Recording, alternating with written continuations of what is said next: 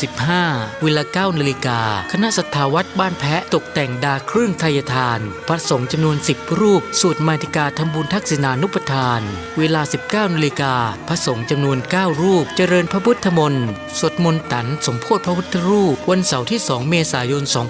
2565 เวลา 9 นาฬิกา 39 นาทีพระสงฆ์จำนวน 29 รูปเจริญพระพุทธมนต์สืบชะตาหลวงแบบล้านนาวันอาทิตย์ที่ 3 เมษายน เวลา 9 นาฬิกาเป็นต้นไปอาราธนาหัววัดต่างๆทั้งในอำเภอและต่างอำเภอแห่ต้นโคทานเข้าร่วมทำบุญตลอดวั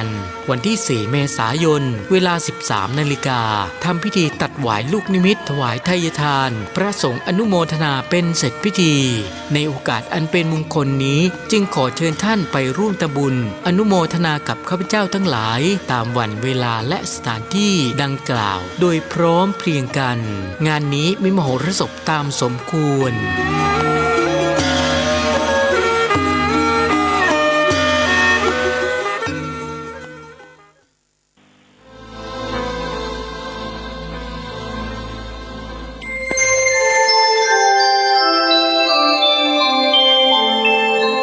ขณะนี้ท่านกำลังฟังสถานีวิทยุกระจายเสียง FM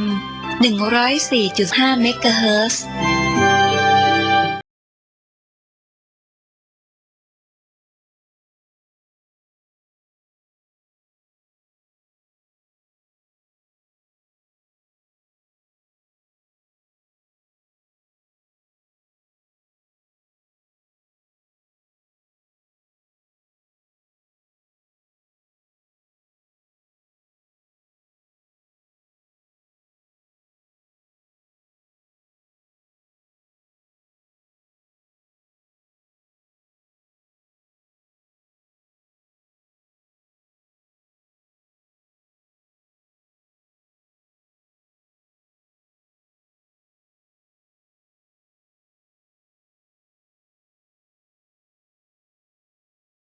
กราบสวัสดีท่านผู้ฟังทุกท่านค่ะ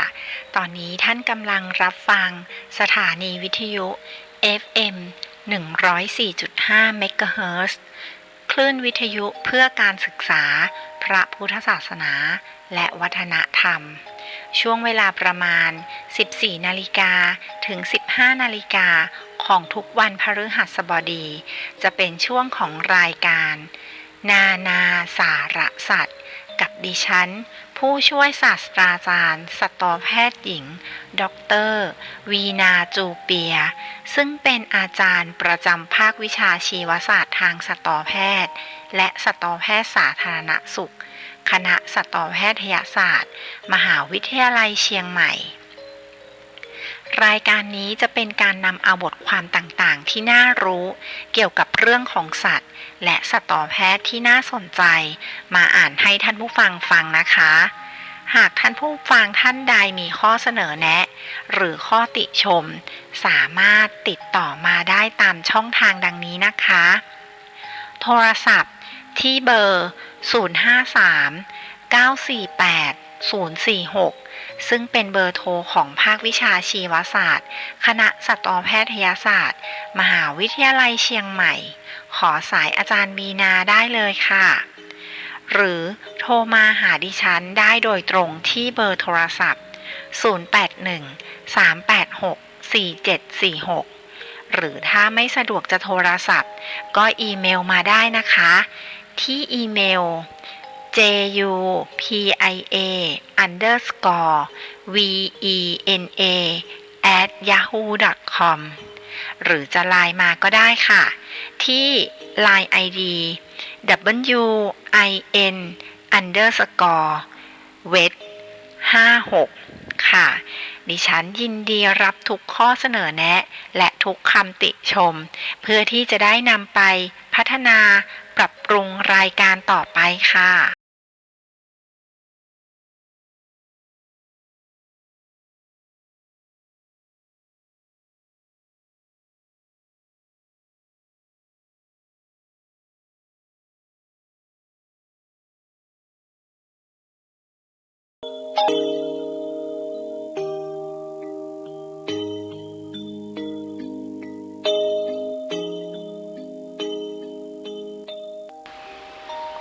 กราบสวัสดีท่านผู้ฟังที่เคารพทุกท่านอีกครั้งนะคะสำหรับในวันพฤหัสบดีนี้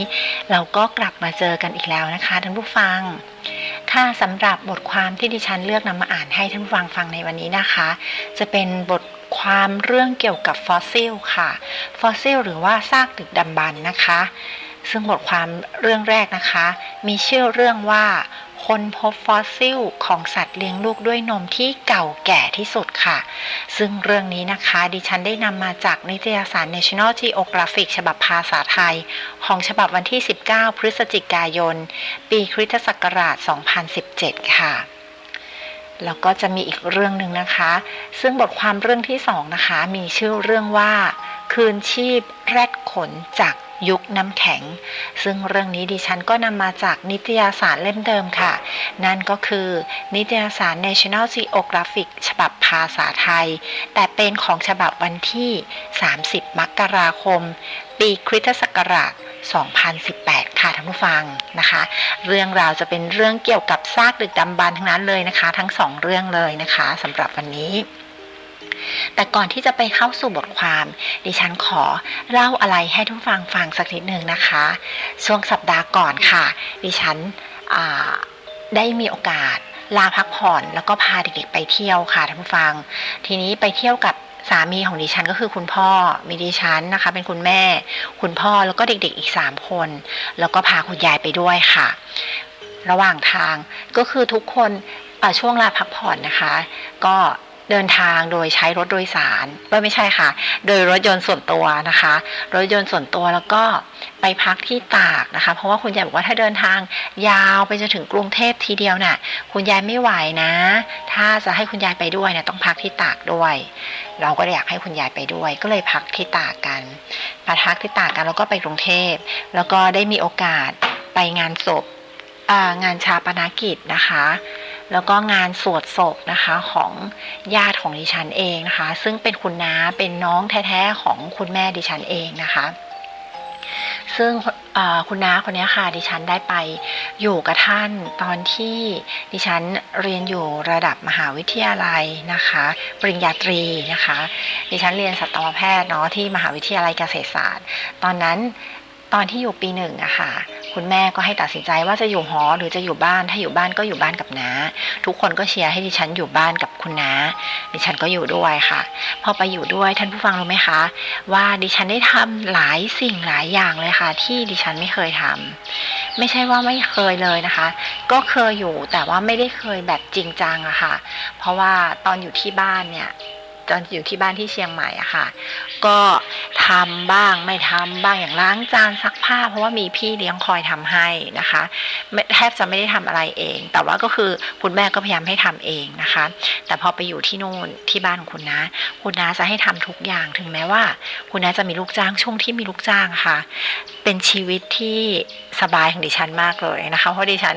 ซักผ้าก็คือไม่ต้องซักแต่ของตัวเองรีดผ้าก็รีดแต่ของตัวเองนะคะแต่พอช่วงที่ลูกจ้างไม่อยู่นี่แหละค่ะท่านผู้ฟังเป็นช่วงที่โหดมาก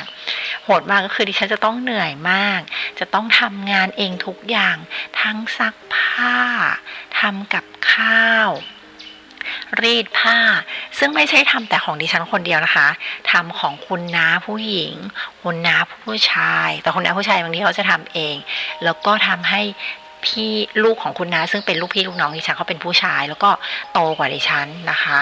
คืออายุมากกว่าดิฉันเพราะฉะนั้นงานบ้านงานเรือนเนี่ยเขาไม่ทำแน่นอนนะคะดิฉันก็เลยเป็นลูกจ้างแทนนะคะคือได้ทำทุกอย่างนะคะซึ่งตอนนั้นดิฉันมีความรู้สึกโอ๊ยตัวเองเหนื่อยมากทำไมชีวิตแบบต้องตกลำบาก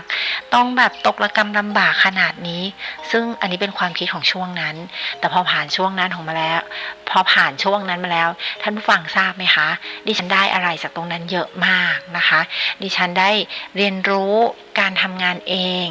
นอกจากการทำงานของตัวให้ตัวเองแล้วเนี่ยดิฉันก็ได้ทำงานให้คนอื่นด้วยคนอื่นก็ไม่ใช่ใครที่ไหนก็เป็นคนในครอบครัวถึงแม้ว่าจะถูกใช้ให้ทำทุกอย่างแต่สิ่งที่ได้มาคือความอดทนค่ะเราสามารถที่จะอดทนต่อสรรพสิ่งที่อยู่รอบตัวเราได้คือไม่ว่ามีเรื่องยังไงหรืออะไรมาใครสั่งทำอะไรคือเราไม่โกรธเขาเราไม่โกรธเราไม่เกลียดคือเราทำได้นะคะคือ ตอนนั้นที่ดิฉันรู้สึกว่าตัวเองแบบทุกข์ใจมากทำไมจะต้องทำเราเหมือนคนใช้เราเป็นลูกอะไรเงี้ยแต่จริงๆแล้วนะคะท่านผู้ฟังตอนนี้ดิฉันกลับไปคิดมันได้อะไรจากตรงนั้นเยอะมากดิฉันทำอาหารเป็นดิฉันซักผ้าเป็นดิฉันรีดผ้าเป็นแล้วไม่ใช่แค่รีดผ้าของตัวเองคือทำให้คนอื่นด้วยเพราะฉะนั้นเวลาไปที่ไหนเวลาไปบ้านใครอะค่ะพอทำกินข้าวหรืออะไรเสร็จดิฉันก็คือจะเป็นคนแรกที่ลุกขึ้นไปช่วยเขานะคะเขาช่วยล้างจานช่วยเก็บของคือช่วยอะไรเงี้ยคือดิฉันจะเป็นมีความรู้สึกว่าตัวเองอ่ะได้ผ่านตรงนั้นมาทำให้เราพร้อมที่จะช่วยเหลือคนอื่นนะคะช่วยเหลือคนอื่นอยู่เสมอไม่ว่าจะเป็นงานหนักงานเบาถึงแม้งานหนักเราอาจจะทำไม่ได้นะตอนนั้นแต่เราก็พยายามที่จะเรียนรู้นะคะซึ่งตอนที่ดิฉันอยู่กับคุณน้าเนี่ยคุณน้าก็สอนโดยเหมือนสอนทางอ้อมอะค่ะเพื่อให้ดิฉันรู้จักทำเพื่อคนอื่นนะคะจนดิฉันกลายเป็นคนที่เป็นเด็กดีนะคะแล้วก็มีคนชมนะคะว่าเนี่ยเป็นเด็กดีนะชอบช่วยเหลือนะคะก็คือจะเป็นสิ่งที่ติดตัวดิฉันมาตลอดนะคะเพราะดิฉันได้เรียนรู้ตรงนั้นถึงแม้ตอนนั้นอาจจะเป็นความที่เราอาจจะรู้สึกไม่ค่อยดีเท่าไหร่แต่พอเวลาผ่านไปทำให้เรารู้สึกว่าตรงนั้นมันทำให้เราเข้มแข็งขึ้นแข็งแกร่งขึ้นนะคะแล้วพอหลังจากนั้นก็คือตอนนี้ค่ะก็คือไปงานศพของคุณน้าคนนี้ค่ะซึ่งท่านสอนให้ดิฉันรู้จักอะไรหลายๆอย่างไม่ว่าจะเป็นงานบ้านงานเรือนงานการแต่งตัวเป็นผู้หญิงคือแต่ก่อนดิฉันแต่งตัวเป็นแบบออกห้าวๆอะค่ะจะไม่มีความเป็นผู้หญิงเลยกระโปรงนี่ไม่เคยซื้อเลยค่ะถ้าไม่ใช่ชุดนักเรียนคือจะไม่ใส่นะคะแต่คุณนายก็สอนให้ดิฉันรู้จักใส่กระโปรงเป็นผู้หญิงต้องรักสวยรักงามแต่งหน้าบ้างคือคุณแม่ของดิฉันนี่คือท่านไม่แต่งหน้าเลยแต่คุณนายบอกว่าเราเป็นผู้หญิงเราต้องแต่งบ้างก็คือจะได้แบบได้คุณน้ามาสอนนิดหน่อยเรื่องการเป็นผู้หญิงนะคะว่าการแต่งตัวนะคะต้องแต่งให้มันดูดีแต่งหน้าแต่ก็ดิฉันก็ไม่ได้แต่งหน้าเข้มจัดนะคะก็แต่งหน้าอ่อนๆตามสไตล์ของดิฉันนะคะแต่ก็คือจะมีแต่งบ้างคุณน้าก็จะเป็นคนสอนนะคะแล้วก็สอนอีกหลายอย่างจนกระทั่งวันสุดท้ายของงานค่ะดิฉันก็ได้ไปส่งคุณน้าให้ไปสู่ที่สุขคตินะคะแล้วก็หวังว่าท่านจะได้ไปสู่ภพภูมิที่ดีนะคะพอหลังจากมีงานศพแล้วก็พาเด็กๆไปเที่ยวค่ะท่านผู้ฟังซึ่งตอนที่พาเด็กๆไปเที่ยวเราไปเที่ยวกันที่หัวหินไปเที่ยวก็พาเด็กๆไปเล่นน้ำเล่นอะไรกันนะคะเล่นสวนสนุกสวนน้ำกันแล้วดิฉันก็สั่งหอนใจอยู่แล้วเชียวเพราะตอนนั้นเวลาเล่นทุกคนจะไม่ได้ใส่หน้ากากโดยก็คือคนที่ลงน้ำจะไม่ได้ใส่หน้ากากอยู่แล้วเราก็ไม่รู้ว่าใครมีเชื้ออะไรบ้างแล้วน้ำตรงนั้นมันฆ่าเชื้อได้แค่ไหนหรืออะไรเงี้ยค่ะดิฉันก็มีพลังสังหรณ์แต่คิดว่าก็ไม่น่าจะใช่พอกลับมาแล้วก็ปกติมาตลอดพอกลับมาถึงบ้านที่เชียงใหม่หลังจากลาพักผ่อนไปเที่ยวเสร็จแล้วกลับมาแฟนของดิฉันก็รู้สึกเจ็บคอมีไข้เขาก็คิดว่าสงสัยเป็นเพราะตอนที่พาเด็กๆไปเล่นน้ำแน่เลยเพราะเดี๋ยวก็ตากแดดเดี๋ยวก็ลงน้ำเดี๋ยวก็ตากแดดเดี๋ยวก็ลงน้ำเดี๋ยวก็สไลเดอร์เดี๋ยวก็ตากแดดเนี่ยนะคะก็เลยคิดว่าน่าจะเป็นที่ตรงนั้นก็เลยทำให้เขาป่วยปรากฏว่าพอกลับมาเราจะต้องตรวจ ATK ก่อนที่จะเข้าบ้านนะคะก็ตรวจปรากฏว่าไม่เป็นไรพออีกวันนึงแฟนของดิฉันบอกไม่เป็นตรวจอีกทีดีกว่าเพราะว่าสังหรณ์ใจว่ามันอาจจะใช่โควิดนะก็เลยลองตรวจอีกทีปรากฏว่าผลบวกค่ะแต่บวกคนเดียวนะคะ ATK คนเดียวทุกคนในครอบครัวไม่เป็นไรยกเว้นแฟนดิฉันคนเดียวที่ให้ผลบวกต่อ ATK นะคะเราก็เลยต้องกักตัวแยกตัวกันก็แฟนดิฉันก็ไปอยู่ที่คลินิกไปอยู่ตรงนั้นตลอดระยะเวลาช่วงกักตัวซึ่งตอนนี้เหลืออีกประมาณ3 วันนะคะท่านผู้ฟังไปอยู่ที่นั่นเนาะแล้วก็เราก็อยู่กันที่บ้านนะคะก็เป็นช่วงหนึ่งแล้วมีความรู้สึกว่ามันไม่รู้มันติดมาจากตรงไหนอาจจะตรงที่สวนน้ำหรือเปล่านะคะเพราะทุกคนก็ใส่หน้ากากใส่มั่งไม่ใส่มั่งเนี่ยนะคะแต่ว่าจะว่าไปแล้วลูกของดิฉันก็ใส่มั่งไม่ใส่มั่งเหมือนกันคุณพ่อเขาดู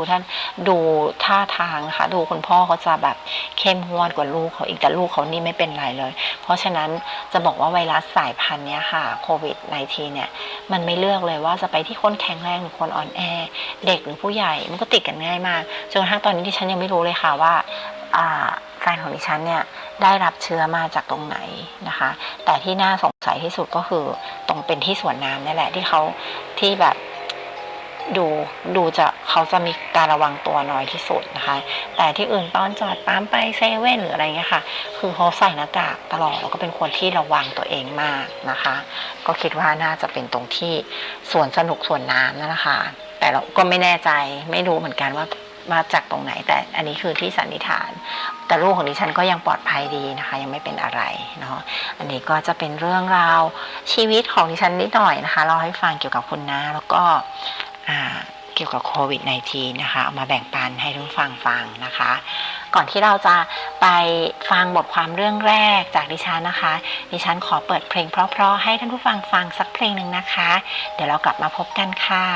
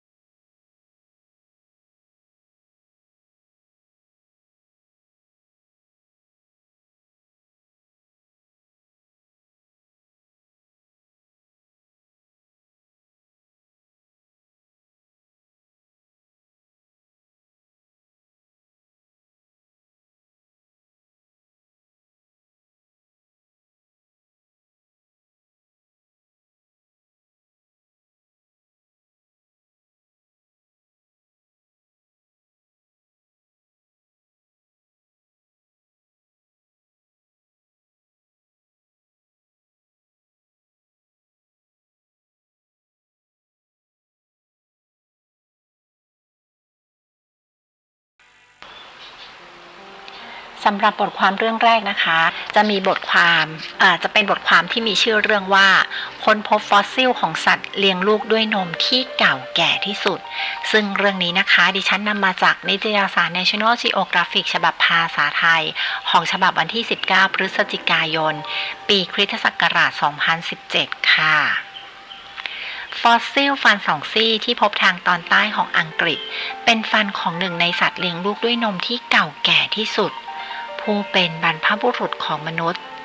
จากลักษณะของฟันดูเหมือนว่าเจ้าสิ่งมีชีวิตนี้จะแทะเล็ม แมลงเป็นอาหารและออกหากินเฉพาะแค่เวลากลางคืนเท่านั้นซึ่งเป็นกลยุทธ์ในการเอาชีวิตรอดเพื่อหลีกเลี่ยงการเผชิญกับไดโนเสาร์ในระหว่างยุคครีเทเชียสค่ะฟันที่ถูกค้นพบนี้เป็นตัวแทนสัตว์เลี้ยงลูกด้วยนมยุคแรก2ชนิดที่มีลักษณะคล้ายหนูตัวที่มีขนาดเล็กกว่ามีชื่อว่าดาวโทเทเรียมนักกินแมลงตัวจิ๋วส่วนฟันที่มีขนาดใหญ่กว่าเป็นของดอร์สโตดอนดูจากลักษณะฟันแล้วมันอาจจะบดเคี้ยวพืชได้แต่ประเด็นนี้ทีมนักวิจัยยังไม่มั่นใจนักค่ะแกรนท์ สมิธนักศึกษาปริญญาตรีจากมหาวิทยาลัยพอร์ตสมัธผู้เป็นคนที่ค้นพบฟอสซิลฟันนี้เมื่อฤดูร้อนปีคริสตศักราช 2015 ในขณะที่เขากำลังสำรวจหินน้ำหนัก 130 ปอนด์ที่เก็บมาได้จากหาดดอร์เซตตัวเขาและเดวิด มาทิวผู้ช่วยตั้งข้อสงสัยว่าฟอสซิลฟันที่พบนี้น่าจะเป็นของสัตว์เลี้ยงลูกด้วยนมแต่เพื่อความแน่ใจเขาจึงส่งต่อตัวอย่างนี้ให้กับสตีฟ สเวตแมนผู้เชี่ยวชาญด้านสัตว์เลี้ยงลูกด้วยนมค่ะรายงานจากการวิเคราะห์ของเขาฟันมีอยู่ราว145 ล้านปีและเป็นของสัตว์เลี้ยงลูกด้วยนมวงยูเทเรียนซึ่งรวมถึงสัตว์ปัจจุบันอย่างสุนัขช้างและมนุษย์ค่ะสำหรับช่วงเวลาของการปรากฏตัวในยุคแรกๆของยูเทเรียนยังคงเป็นที่ถกเถียงจากฟอสซิลและหลักฐานทางพันธุกรรมนักบรรพชีวินวิทยาบางคนเชื่อว่าพวกมันเริ่มปรากฏตัวในปลายยุคจูราสสิกหรือเมื่อประมาณ160 ล้านปีก่อนในขณะที่บางคนเชื่อว่าพวกมันปรากฏตัวในเวลาภายหลังกว่านั้นค่ะหากเป็นไปตามการวิเคราะห์ฟอสซิลชิ้นนี้จะเป็นฟอสซิลของยูเทเรียนที่เก่าแก่ที่สุดที่ถูกค้นพบในทวีปยุโรปซึ่งฟอสซิลของยูเทเรียนที่เก่าแก่ที่สุดในปัจจุบันมีชื่อว่าจูราเมียจากประเทศจีนซึ่งมีอายุ15 ล้านปีในขณะที่นักวิจัยบางคนแย้งว่ามันไม่ใช่ฟอสซิลของยูเทเรียนไม่แน่ใจว่าอาจจะมีชิ้นส่วนของยูเทเรียนหลุดออกมาจากก้อนหินเก่าแก่ที่ไหนสักที่สเวตแมนกล่าวเราคาดหวังว่าจะเป็นเช่นนั้นเพียงแต่ตอนนี้เรายังหาพวกมันไม่พบค่ะการมองเห็นแสงจากการตรวจวัดกะโหลกของสายพันธุ์ที่เกี่ยวข้องสเวตแมนเชื่อว่าสัตว์เลี้ยงลูกด้วยนมยุคแรกๆนั้นเป็นสัตว์หากินในเวลากลางคืนการตีความที่คาดไม่ถึงนี้เพิ่งถูกเผยแพร่ออกมาในขณะเดียวกันมีรายงานจากอีกการศึกษาหนึ่งสนับสนุนเขาโดยยืนยันว่าสัตว์เลี้ยงลูกด้วยนมในยุคเริ่มแรกนั้นจะไม่ออกมาผจญกับแสงอาทิตย์จนกว่าไดโนเสาร์จะนอนหลับค่ะทีมนักวิจัยตั้งข้อสงสัยว่าสัตว์เลี้ยงลูกด้วยนมยุคแรกมีสายตาที่ย่ำแย่กว่านกและสัตว์เลื้อยคลานและรูปทรงของตาตลอดจนเรตินาก็ถูกวิวัฒนาการมาเพื่อใช้ในการมองเห็นเวลากลางคืนเหตุใดจึงเป็นเช่นนั้นต้องโทษไดโนเสาร์สมมุติฐานที่แข็งแกร่งที่สุดก็คือเวลากลางคืนเป็นเวลาปลอดภัยจากไดโนเสาร์จนกระทั่งเมื่อใดไดโนเสาร์ตายไปหมดสัตว์เลี้ยงลูกด้วยนมจึงเริ่มรู้สึกปลอดภัยที่จะออกมาในยามเวลากลางวันค่ะหลักฐานเกี่ยวกับการหากินกลางคืนของสัตว์เลี้ยงลูกด้วยนมถูกศึกษาตลอดหลายปีที่ผ่านมารอยมอร์ นักศึกษาปริญญาเอกจากมหาวิทยาลัยเทอาวิฟและมหาวิทยาลัยลอนดอนมองพฤติกรรมของสัตว์เลี้ยงลูกด้วยนมในอดีตที่ตายแล้วผ่านการเก็บข้อมูลของสัตว์เลี้ยงลูกด้วยนมที่ออกหากินในเวลากลางวันและกลางคืนที่ยังคงมีชีวิตอยู่จำนวน 2,415 สายพันธุ์จากนั้นเขานำข้อมูลที่ได้มาหาบรรพบุรุษร่วมกันของสัตว์เลี้ยงลูกด้วยนมเหล่านี้จากข้อมูลบรรพบุรุษของสัตว์เหล่านี้คือสัตว์เลี้ยงลูกด้วยนมที่มีชีวิตอยู่เมื่อ166ถึง218 ล้านปีก่อนและออกหากินในเวลากลางคืนนั่นหมายความว่ามีความเป็นไปได้ที่ในยุคไดโนเสาร์ครองโลกสัตว์เลี้ยงลูกด้วยนมเหล่านี้ก็มีชีวิตของมันในตอนกลางคืนเช่นกันค่ะแต่เรื่องทั้งหมดเปลี่ยนไปเมื่อ66ล้านปีก่อนในแบบจำลองหนึ่งของเขาสัตว์เลี้ยงลูกด้วยนมกลุ่มหนึ่งเริ่มที่จะออกมาในตอนกลางวันราว9ล้านปีก่อนที่ไดโนเสาร์จะสูญพันธุ์ในส่วนสัตว์เลี้ยงลูกด้วยนมอื่นๆพวกมันเริ่มที่จะมองเห็นภายใต้แสงอาทิตย์ก็เมื่อไดโนเสาร์สูญพันธุ์ไปหมดแล้วเราเซอร์ไพรส์มากเลยครับที่ได้ค้นพบชิ้นส่วนเล็กๆที่เชื่อมต่อทฤษฎีของการค้นพบจริงของเรามอกล่าวเรื่องนี้นะคะเขียนโดยคุณมิคาเอลเกรสโคค่ะนี่ก็ดิฉันก็นำมาจากนิตยสาร National Geographic ฉบับภาษาไทยของฉบับวันที่19พฤศจิกายนปีคริสตศักราช2017นะคะท่านผู้ฟังนะคะอันนี้ก็จะเป็นเรื่องเกี่ยวกับการค้นพบฟอสซิลหรือว่าการค้นพบซากดึกดำบรรพ์ของสัตว์เลี้ยงลูกด้วยนมนะคะแล้วเขาก็เอามาทำนายว่าสัตว์เลี้ยงลูกด้วยนมสมัยก่อนเนี่ยน่าจะเป็นสัตว์พวกที่หากินในตอนกลางคืนนะคะเพราะว่ามันจะปลอดจากไดโนเสาร์นะคะเพราะว่าไดโนเสาร์ก็ถ้าเกิดมันออกมาตอนกลางวันเนี่ยไดโนเสาร์เนี่ยอาจจะทำร้ายมันได้นะคะเพราะฉะนั้นมันก็จะออกมาหากินนะคะหรือออกมาข้างนอกในเวลากลางคืนเพราะว่าตอนนั้นไดโนเสาร์หลับแล้วนะคะท่านผู้ฟังเนาะอันนี้ก็จะเป็นเรื่องเกี่ยวกับซากดึกดำบรรพ์หรือว่าฟอสซิลนะคะค่ะสำหรับเรื่องต่อไปนะคะเรื่องที่2จะเป็นเรื่องเกี่ยวกับคืนชีพแรดขนจากยุคน้ำแข็งซึ่งเรื่องราวจะเป็นยังไงนั้นเดี๋ยวเรากลับมาพบกันหลังจากเพลงเพราะๆสักเพลงหนึ่งนะคะเดี๋ยวเรากลับมาพบกันค่ะ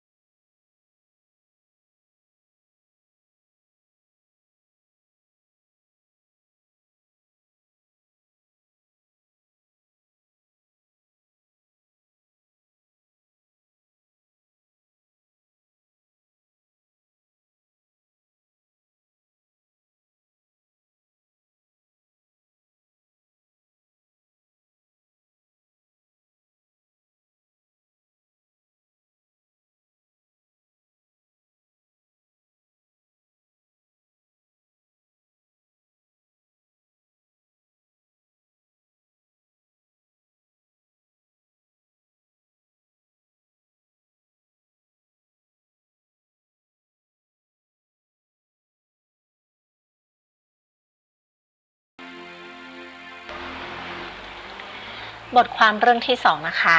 มีชื่อเรื่องว่าคืนชีพแรดขนจากยุคน้ำแข็งนะคะซึ่งเรื่องนี้ดิฉันนำมาจากนิตยสาร National Geographic ฉบับภาษาไทยของฉบับวันที่30มกราคมปีคริสตศักราช2018ค่ะท่านผู้ฟังในภาพนะคะก็จะเป็นภาพของน่าจะเป็นซากของแรดนะคะแล้วก็มีขนนะคะสีน้ำตาลนะคะแรดขนตัวนี้มีชื่อเรียกว่าซาซาทีมนักวิทยาศาสตร์รัสเซียเองยังไม่ค่อยแน่ใจนักว่าเมื่อ 10,000 ปีก่อนเจ้าซากดึกดำบรรพ์นี้เป็นตัวผู้หรือตัวเมียแต่ชื่อของมันก็ถูกเรียกติดปากไปแล้วแตกต่างจากช้างแมมมอธที่อาศัยอยู่ในยุคน้ำแข็งซากของแรด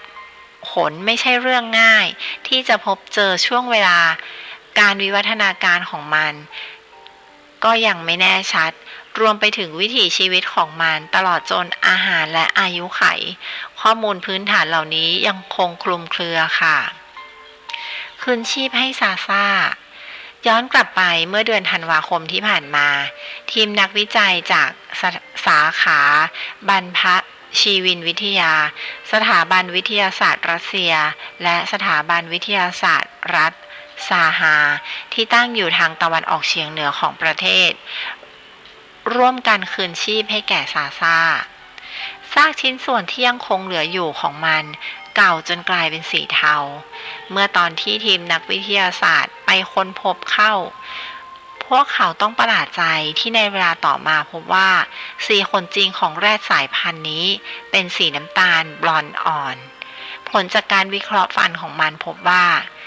เจ้าสัตว์ตัวนี้ตายลงเมื่อมีอายุได้ประมาณ7 เดือนค่ะความที่ว่ามันยังเป็นลูกสัตว์อยู่นั้นสร้างความประหลาดใจให้แก่บรรดานักวิทยาศาสตร์ข้อมูลจากวารสาร Siberian Times ซาซามีความยาวประมาณ5 ฟุตสูง2 ฟุตครึ่งซึ่งถือว่าเป็นแรดขนาดใหญ่เนื่องจากแรดในปัจจุบันจะมีขนาดเท่านี้ได้ก็ต้องรอให้มีอายุถึง18 เดือนค่ะออก้าโพธาโพวาเป็นนักวิทยาศาสตร์จากเขตสำรวจซากดึกดำบรรพ์ Mammoth Site of Hot Spring ในรัฐเซาท์ดาโกตางานของเธอคือการวิจัยสัตว์เลี้ยงลูกด้วยนมขนาดใหญ่ในยุคน้ำแข็งและขณะนี้เธอกำลังศึกษาซาซาอยู่ซึ่งยังไม่สามารถเปิดเผยรายละเอียดได้มากนักเรื่องที่เธอพอจะให้ข้อมูลได้ในตอนนี้ก็คือการค้นพบครั้งนี้สำคัญอย่างไรซากชิ้นส่วนอื่นๆของแรดขนที่เคยถูกพบมานั้นเป็นชิ้นส่วนประเภทกระดูกและฟันแต่สำหรับซาซาแล้วนี่เป็นครั้งแรกที่ร่างกายของลูกแรดยังคงถูกเก็บรักษาไว้ตามธรรมชาติเช่นเดียวกับมัมมี่มันช่วยให้นักวิทยาศาสตร์เห็นความแตกต่างทางชีววิทยาได้ค่ะเธอกล่าวหมายความว่าซากของซาซาช่วยให้ข้อมูลว่าพวกมันเติบโตขึ้นมาอย่างไรกินอาหารเป็นอะไรและมีรูปร่างต่างจากแรดปัจจุบันอย่างไรค่ะส่วนคำถามที่ว่าซาซาตายยังไงและร่างของมันถูกเก็บรักษาไว้ได้อย่างไรนั้นยังคงเป็นปริศนาค่ะนักบรรพชีวินวิทยาและนักธรณีวิทยาเคยคิดกันว่าพวกเขามีความรู้มากพอเกี่ยวกับยุคน้ำแข็งที่มีขนาดใหญ่ครั้งสุดท้ายและบรรดาสัตว์ต่างๆที่อาศัยอยู่ในยุคนั้นแต่ในความเป็นจริงแล้วพวกเขารู้กันเพียงแค่ผิวๆค่ะโพธาโพวากล่าวปริศนาเกี่ยวกับยุคน้ำแข็งใหญ่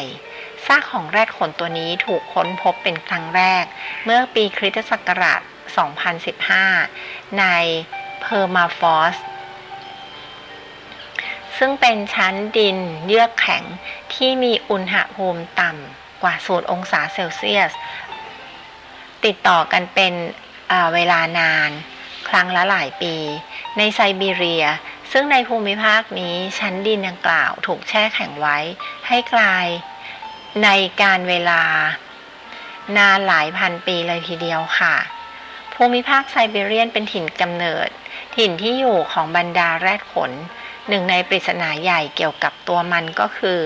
เหตุใดพวกมันจึงไม่เดินทางข้ามสะพานเบอร์ลิงพื้นดินที่เชื่อมระหว่าง阿拉斯กาและภูมิภาคตะวันออกเฉียงเหนือของรัสเซีย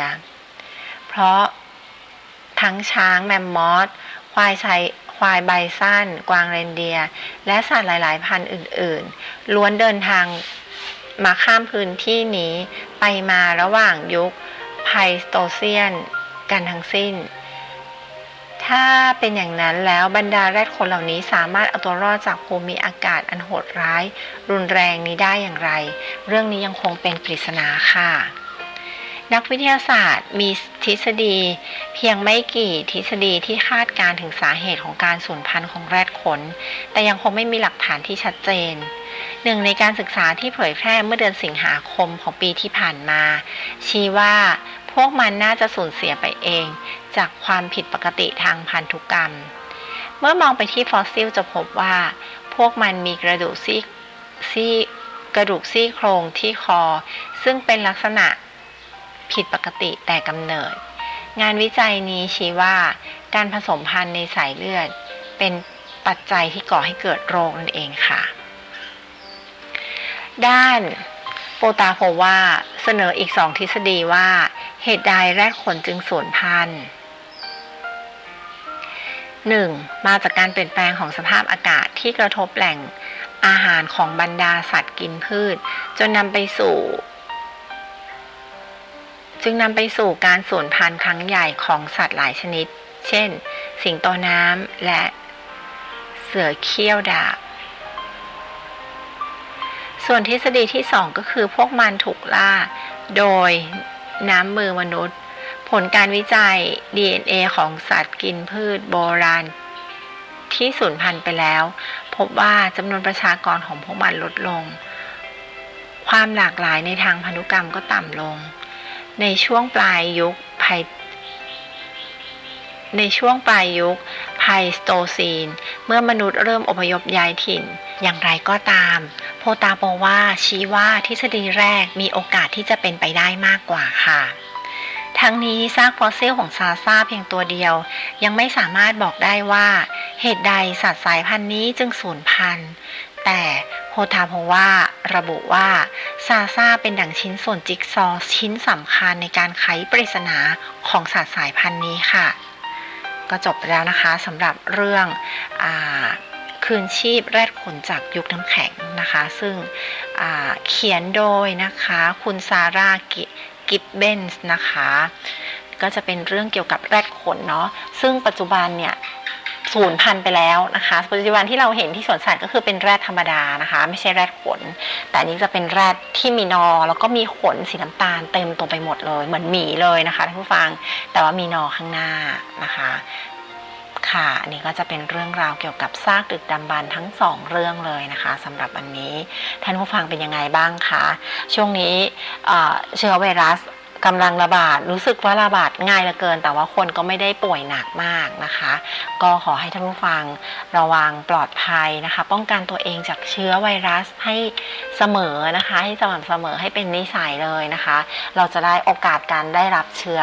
เข้ามาแล้วก็ทำให้เราป่วยก็จะน้อยลงด้วยเช่นกันนะคะขอให้ท่านผู้ฟังปลอดภัย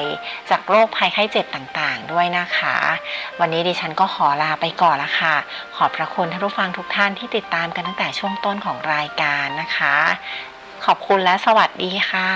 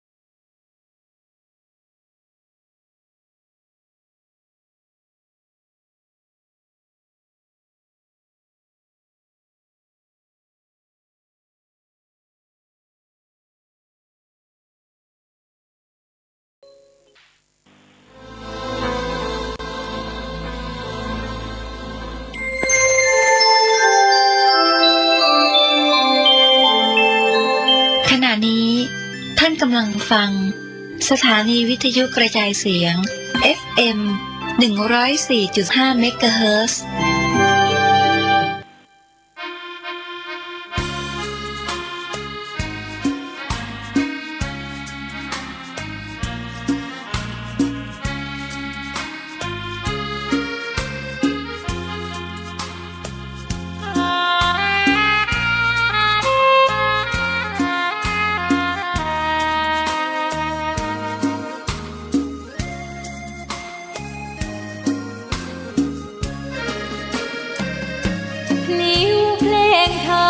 ถูกถ้อยคำเข้าถึงจิตใจ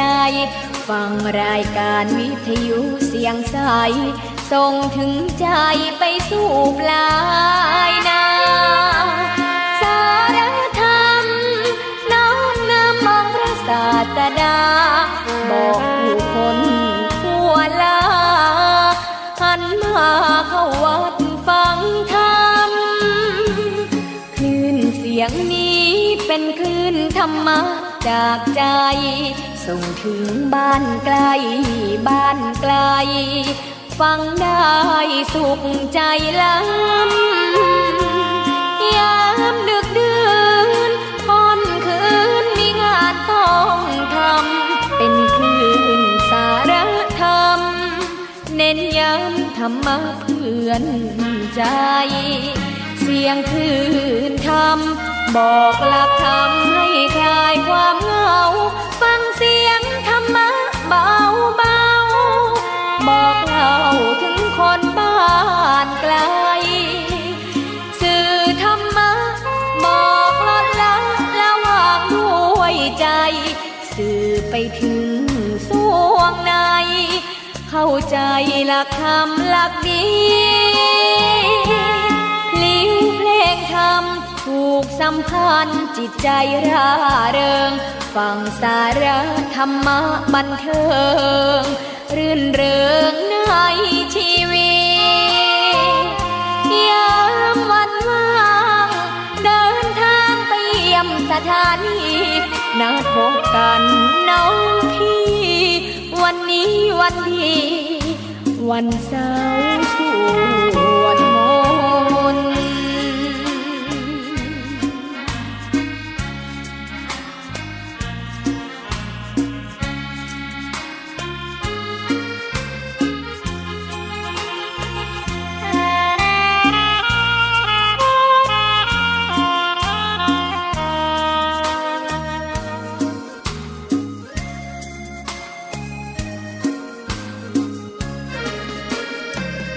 เสียงคลื่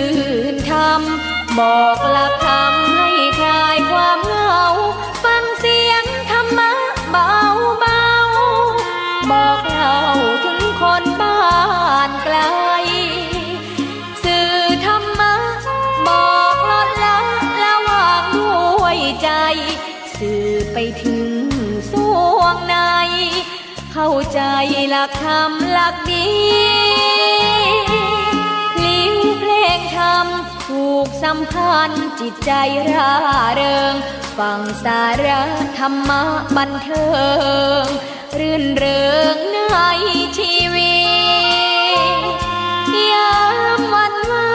งเดินทางไปเยี่ยมสถานีนัดพบกันน้องพี่